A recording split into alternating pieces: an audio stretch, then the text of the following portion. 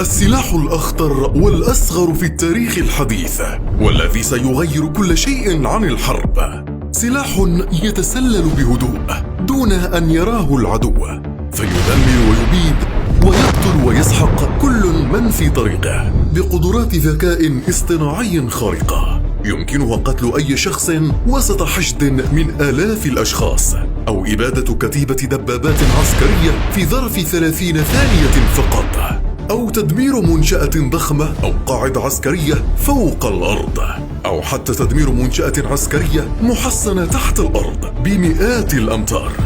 بل إنها قادرة على التعرف على الأشخاص وتمييزهم، وبذلك يمكنها قتل شخص يجلس وسط حشد في مباراة كرة قدم من بين 60,000 شخص. إنه المشروع الذي سيغير ويغير الآن شكل الحرب في العالم، والذي تتبناه وكالة داربا الأمريكية، الوكالة الأخطر في العالم كله. بل إنه يغير قواعد الحرب الآن في أوكرانيا، ويلحق بالجيش الروسي خسائر فادحة ومرعبة. إنه مشروع أسراب الدبور الأسود. بدأ هذا المشروع الظهور في أمريكا بعد أن طورت وكالة داربا مشروعا مرعب بهدف لتصنيع درونز طائرة بعدة أحجام، بدءا من درون صغيرة بحجم الذبابة يمكن استخدامها كطلقة لقتل شخص ما، ودرونز بحجم كف صغيرة عدد صغير منها يمكنه تدمير وسحق دبابة كبرى بشكل تام، تهاجم بشكل منظم ومعقد جدا، مربوطة بجهاز خارق يتحكم بها عن بعد، تستخدم للاستطلاع والتدمير. الدبور الأسود ملك التجسس. هذه الطائرة الصغيرة ثمنها 195,000 دولار، وهي المسؤول الأول عن إبادة كتائب روسيا كاملة استحوذت عليها شركة داربا الأمريكية. وأول تطبيق حقيقي على أرض الواقع في حرب شاملة كانت في حرب أوكرانيا، لتميل الكفة لأوكرانيا لأول مرة منذ بدء الحرب. وتتسابق جيوش العالم كله على طلب هذه الطائرة المرعبة الصغيرة المسماة بالدبور الأسود.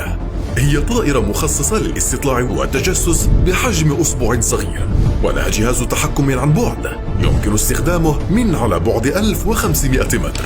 بها 3 كاميرات خارقة، منها كاميرا تعمل بالرؤية الليلية والحرارية، وتستطيع التحليق في كافة الظروف الصعبة سواء تساقط الثلوج أو الأمطار أو حتى الرياح العاتية. وزنها 18 جرام فقط، فلك أن تتخيل فلن يستطيع أي عدو مهما كان تقدمه أن يكشفها في السماء.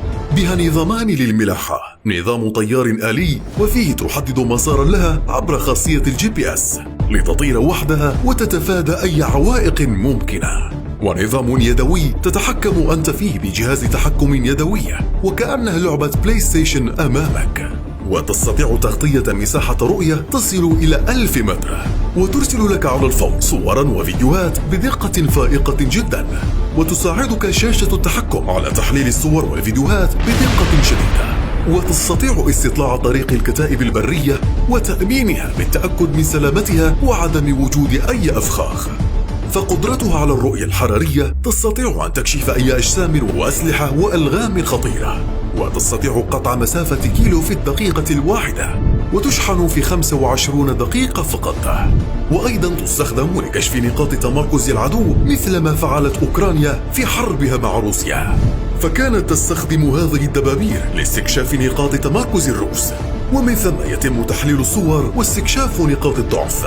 ومن دون أن يتحرك جنديا أوكراني واحد ترسل أوكرانيا طائرات السويتش بليد، وهي طائرات بحجم طائر صغير ولكنها مفخخة بقنابل شديدة الانفجار، وتتم برمجتها لتنفيذ عملية تدمير معقدة جدا. كانت قادرة على سحق كتائب ومدرعات ودبابات الروس في دقائق قليلة. والآن تقوم وكالة داربا بمحاولة تصغير حجم هذه الدرونات، فالدرونز المفخخة ستكون بحجم أقل من كفك الصغير، وأما طائرات التجسس ستصنع منها نسخا بحجم الذبابة بل وأصغر. فالقادم مرعب بشكل لا نتخيله، فانظر حولك فربما تراقبك أحد الدبابير.